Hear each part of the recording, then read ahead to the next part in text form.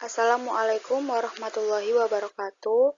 Perkenalkan, nama saya Ella Tiara Nesti, NRP 57 dari PL3B.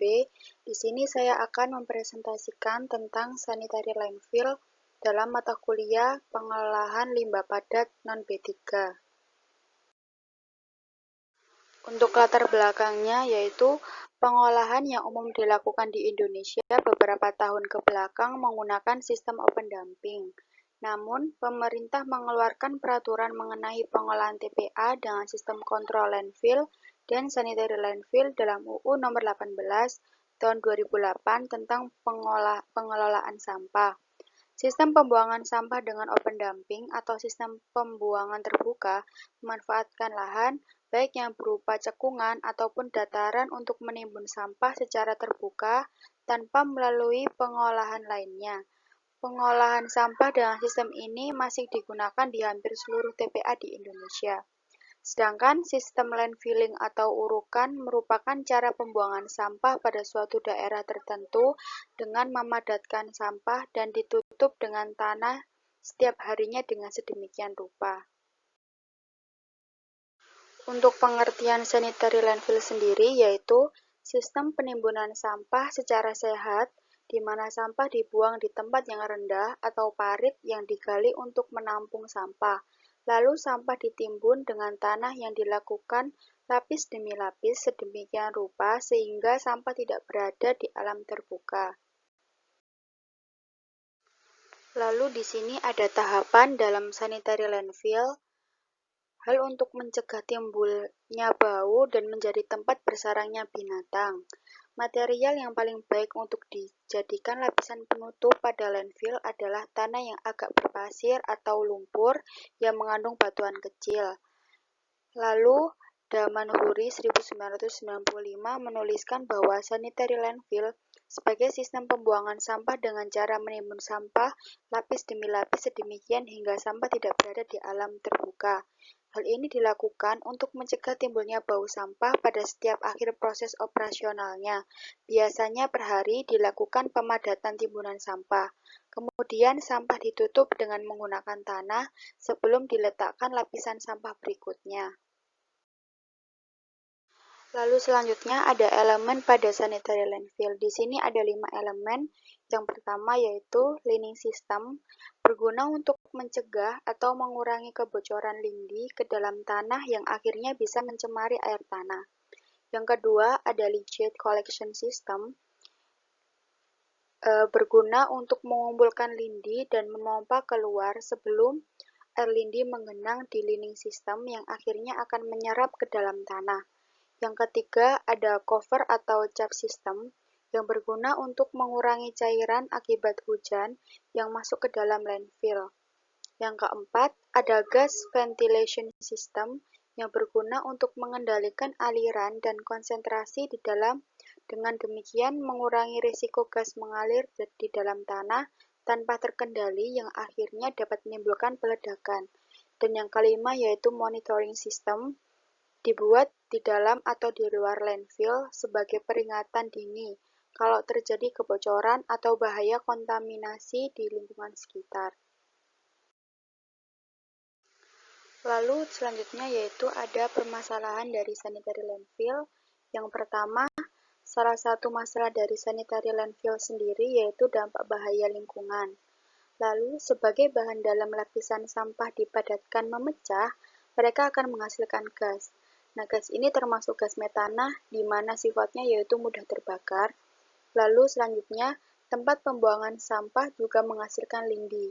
Lindi yaitu cairan yang dihasilkan sebagai akibat dari perkolasi air atau cairan lain melalui sampah, dan kompresi dari limbah. Lindi ini dianggap cairan terkontaminasi karena banyak mengandung bahan terlarut dan tersuspensi. Lindi merupakan bahan-bahan yang dapat merusak lingkungan alam jika mereka berakhir di meja air. Lalu selanjutnya ada persiapan lahan. Menurut buku Cobanoglu, Tyson, dan Virgil 1993, lokasi landfill atau TPA harus memenuhi syarat-syarat berikut, antara lain yang pertama ketersediaan lahan. Diperkirakan setidaknya lahan dapat beroperasi minimum 5 tahun, namun rentang minimal waktu perencanaan adalah 10 tahun.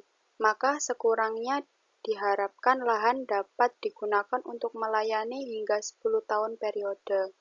Yang kedua yaitu jarak lokasi penimbunan sampah atau TPA dengan sumber sampah sekitar 5-15 km. Yang ketiga, kondisi tanah dan topografi. Ini diperlukan dalam menyediakan bahan material sebagai lapisan penutup tiap harinya dan sebagai penutup akhir atau final cover setelah pengoperasian keseluruhan. Lalu yang keempat yaitu batasan lokasi penimbunan mengacu pada daerah TPA yang akan direncanakan. Di sini ada 5 poin. Yang pertama, dekat dengan jalan umum sehingga menuju tempat penimbunan sampah tidak perlu membuat jalan sendiri, atau bila harus membuat jalan sendiri tidak terlalu panjang, kurang lebih 5 km. Yang kedua, jarak lokasi penimbunan sampah dengan sungai atau sumber badan air lainnya minimal 200 meter untuk mencegah pencemaran terhadap badan air. Yang ketiga, jauh dari tempat pemukiman penduduk, 2 km dari pemukiman penduduk, sekitar 15 km dari laut, dan sekitar 200 meter dari saluran air. Lalu yang keempat, adanya barrier area berupa jalur hijau untuk mencegah pencemaran.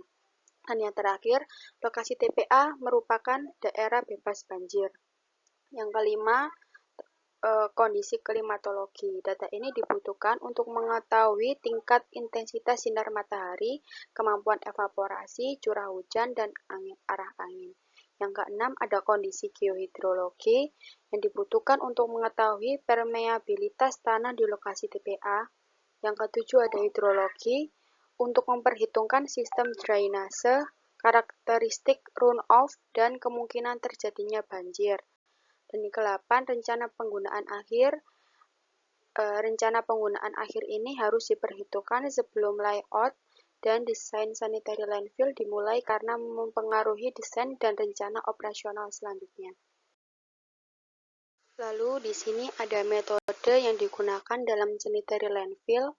Di sini ada 3 metode. Yang pertama metode parit, yang kedua metode area, dan yang ketiga metode RAM. Di sini ada metode parit. Metode parit yaitu sistem kerjanya sampah dibuang ke dalam parit yang sengaja digali memanjang, sampah ditimbun, dipadatkan, dan diratakan. Jika sudah penuh, gali parit lain di tempat lain. Metode ini sangat cocok digunakan untuk tanah datar atau sedikit miring, di mana air tanah jauh di permukaan tanah. Yang kedua, trench atau parit, digali di bawah permukaan tanah, sampah ditempatkan di dalam parit lalu ditutup. Tanah digali dan sekaligus digunakan sebagai tanah penutup atau cover soil. Kelebihan dari metode ini, tersedianya tanah penutup dari hasil galian sehingga biayanya lebih efisien. Kekurangannya, jika tanah yang lebih banyak digali dan tidak bisa langsung digunakan, maka perlu ditampung terlebih dahulu dan dipindahkan sehingga perlu adanya biaya. Selanjutnya ada metode area. Sistem kerjanya sama dengan metode parit, bedanya yaitu sampah dibuang ke dalam lahan yang emang tidak sengaja digali, kayak rawa yang kering, tanah rendah. Dapat diaplikasikan pada cekungan, ngarai, lembah, atau bekas penambangan. Sampah ditempatkan berlapis, dipadatkan, dan ditutup dengan tanah. Diperlukan alat berat untuk menyebarkan dan memadatkan sampah dan tanah penutup. Tanah untuk penutup harian harus diambil dari lokasi lain. Perlu sistem drainase yang baik.